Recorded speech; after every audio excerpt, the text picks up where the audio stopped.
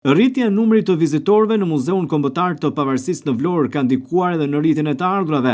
Drejtuesja e këtij muzeu, Kozeta Halili, konfirmon se për shkak të rritjes së numrit të vizitorëve, të ardhurat që gjenerohen në këtë muze janë më të larta. Pikërisht këto të ardhura, sipas Halilit, sigurohen nga shitja e numrit më të lartë të biletave. Ajo thotë se 30% e të ardhurave shkojnë në fondin e vetë Muzeut të Vlorës, ndërsa 70% në fondin e Ministrisë së Kulturës.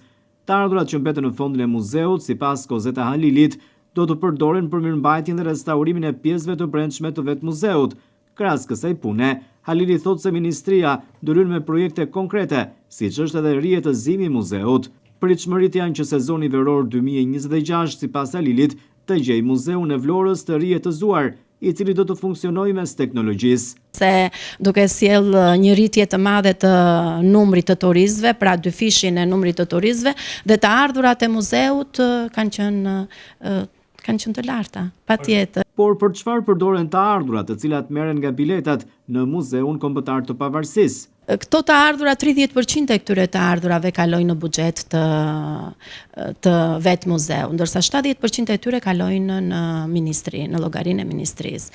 Por ne kemi një buxhet, tek buxheti gjithëpërfshirës vjetor që na është prezantuar, kemi një buxhet të vogël edhe për mirëmbajtje, restaurime të brendshme, jo të pjesës të fondit të projektit.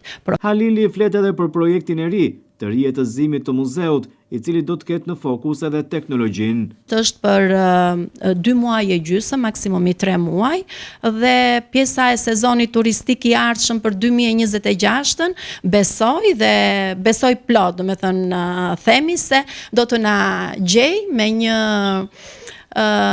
një muze të ditëve të teknologjisë. Kështu përpara sezonit turistik të këtij viti, do të jetë përfunduar rijetëzimi i Muzeut Kombëtar të Pavarësisë në Vlorë, një moment shumë i rëndësishëm për këtë institucion, i cili shfaq histori, por edhe interesin e shumë qytetarëve dhe turistëve vendase të huaj.